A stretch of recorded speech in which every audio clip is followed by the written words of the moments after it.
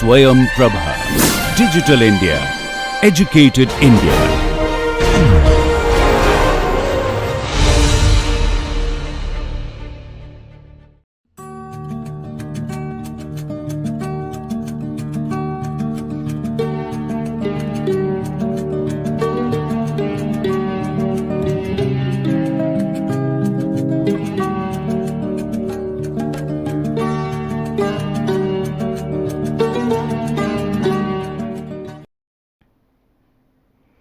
Welcome back, students, to this second lecture of viscous fluid flow. So, where we are in the end going to derive the Navier-Stokes equation, but to be able to derive that we had to learn basic properties about the material derivative and also the rotation, what is rotation, how this angle is rotated. So, we started from basics, and until now we have derived that the rotation per unit time is given in a vector form as this. That was where we concluded in the last lecture. So, we will continue now. Okay. So, this is, so there is a term called the vorticity. Okay. So, the vorticity of the fluid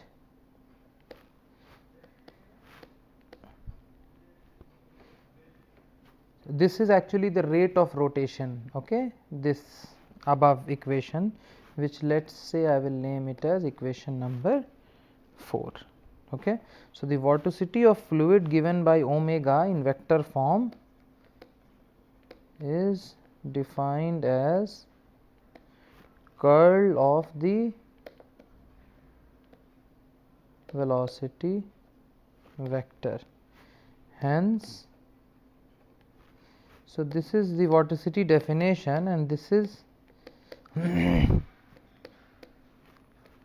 so if you see, our angle of rotation here is half of the vorticity. It is actually half del cross V, and vorticity is actually twice of that, right.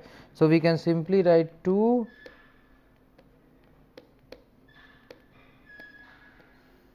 so this is another important result, which we have proved that vorticity is twice, because the rate of rotation we already derived and found out to be half of the curl, okay, of the curl of the velocity vector.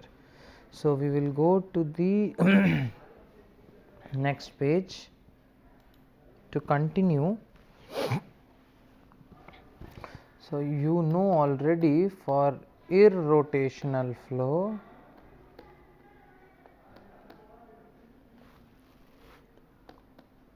omega is actually 0, all right, because that is the vorticity vector should be 0. Now, the two dimensional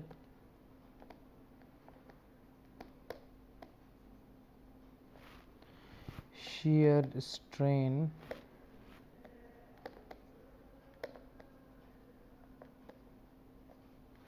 is the average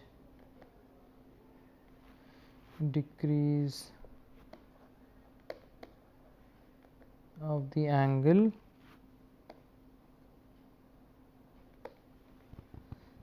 between the sides AB and BC in this figure. If you remember this figure, AB and BC, you know.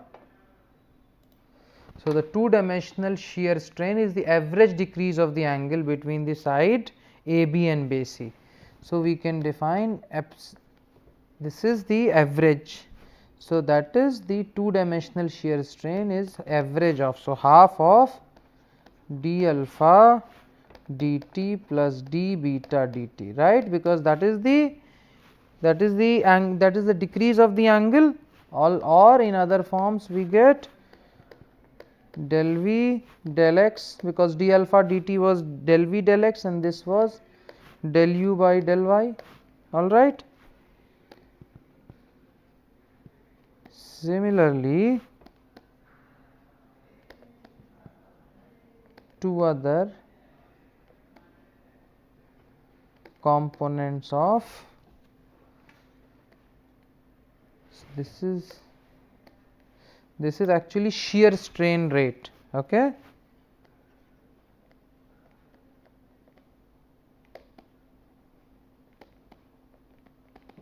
So, using drawing the analogy epsilon xy we already wrote, all right. So, epsilon yz can be written as same way, half del w del y plus del v del z and epsilon zx is equal to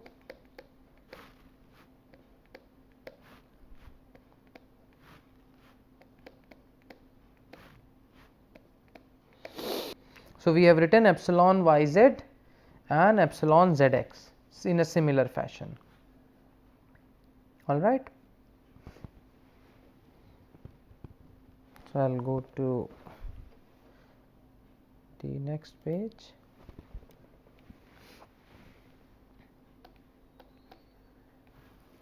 So, the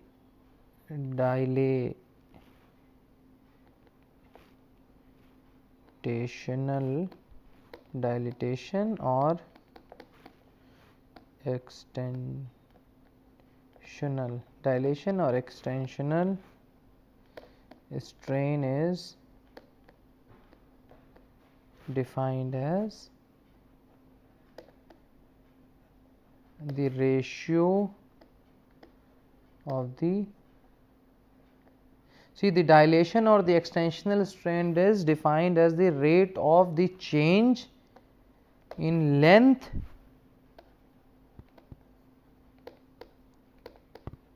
to the original length, right. This is a sort of a similar definition you would also remember from your thermodynamics class in class 12th, right. So, along x direction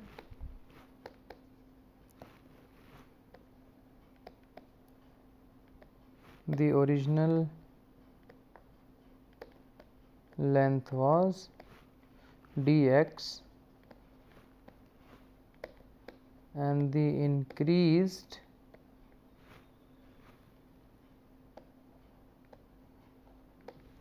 length at time t plus dt is, which you, if you look at that diagram you would see del u del x into dx dt. Hence, the change in length is del u del x into dx dt. All right. This implies the rate of linear is given by, right, that was shear and this is linear, del u by del x into dx dt divided by dx dt implied del u del x. So, epsilon xx is del u del x. Similarly,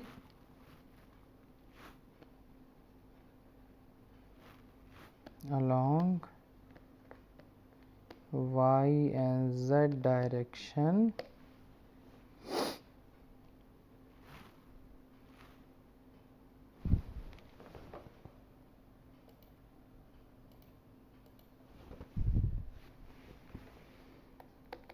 epsilon y can be written as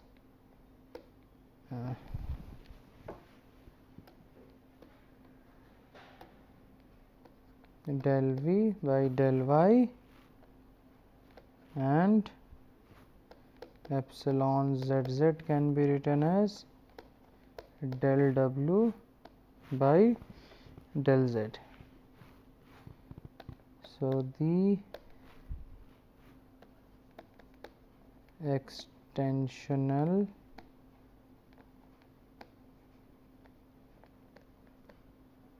and shear strain rates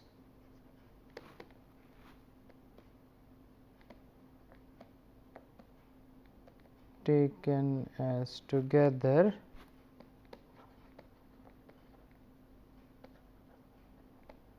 form a second order symmetric tensor epsilon ij given by, so epsilon ij, see this is quite important. Okay. So, we have actually found out the values in terms of del V, del X, del V, del Y, del V, del Z and other similar components. Okay.